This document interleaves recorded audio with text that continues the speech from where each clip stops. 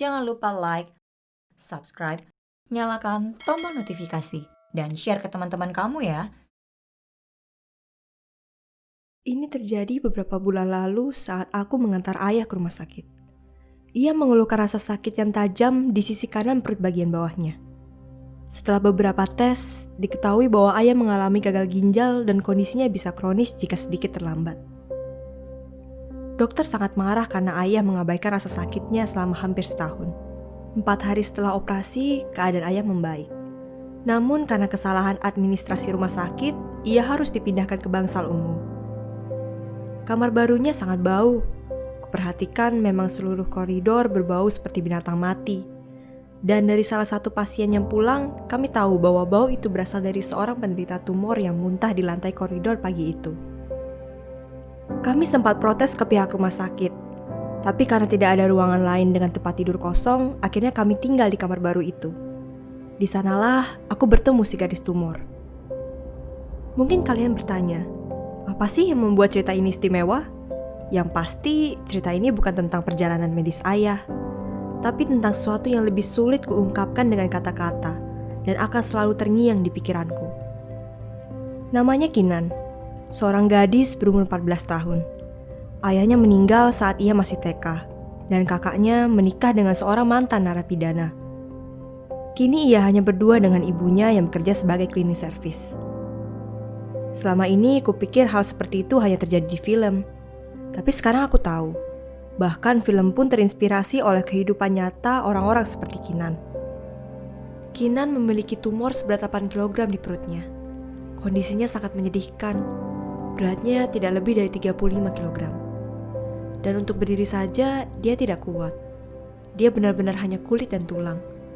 Nyatanya, dia kelewat kurus sampai dokter khawatir dia tidak akan selamat setelah operasi yang bahkan belum terjamin keberhasilannya. Ayah sempat berbincang dengan ibu Kinan, dan saat itu untuk pertama kalinya aku dengar suaranya, yang terdengar bahkan lebih lemah dari kondisi putrinya sendiri. Ibunya menceritakan sebelum ke kota, Kinan sempat menjalani operasi tumor. Operasi itu memakan waktu 12 jam, dan merupakan hasil sumbangan dari warga desa yang kasihan pada Kinan. Tapi sayang, dokter hanya bisa mengangkat 4 kg saja. Jenis tumor Kinan pada akhirnya akan tumbuh kembali, dan kali ini ukurannya 2 kali lipat lebih besar dan semakin berbahaya.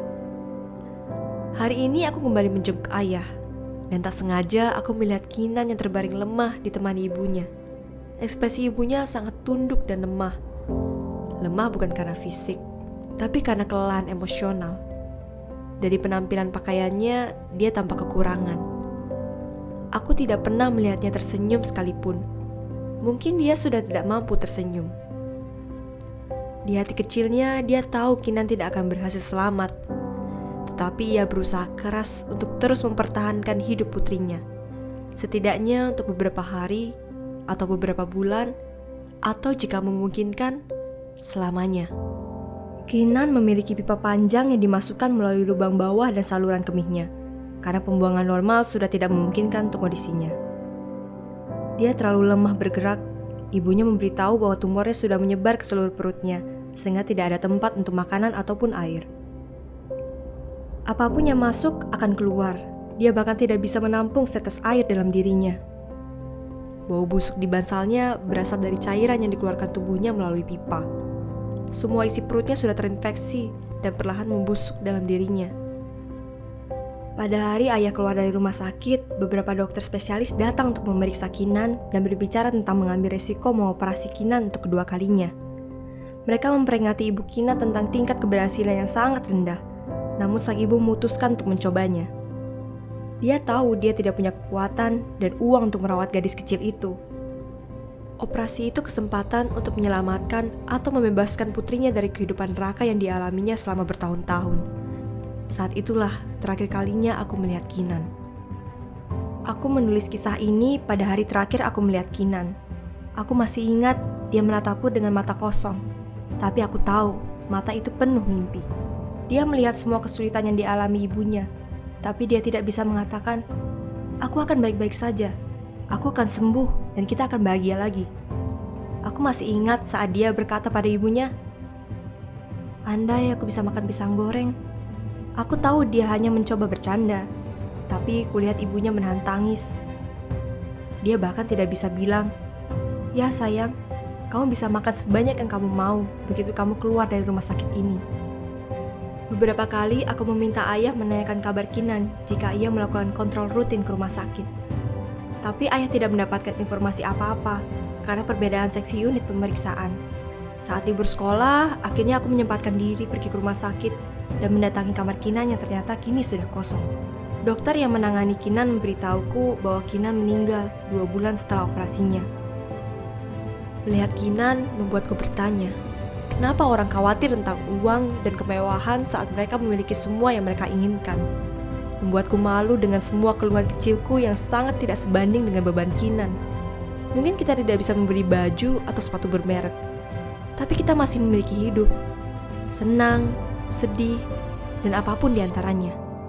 Tapi tahukah kamu, Kinan tidak pernah punya kehidupan. Dia kehilangan ayahnya di usia 5 tahun.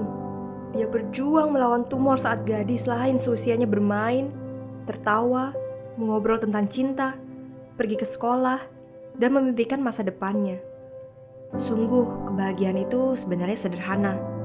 Kita tidak perlu memiliki semuanya untuk menjadi bahagia. Cukup menerima dan menikmati apa yang sudah diberikan. Jadi, janganlah banyak mengeluh. Cukup jalani setiap proses kehidupan yang ada dengan terima kasih. Hingga akhirnya kita mengerti bahwa hidup itu akan selalu bahagia jika kita terus menerimanya dengan ikhlas, sabar, dan penuh rasa syukur.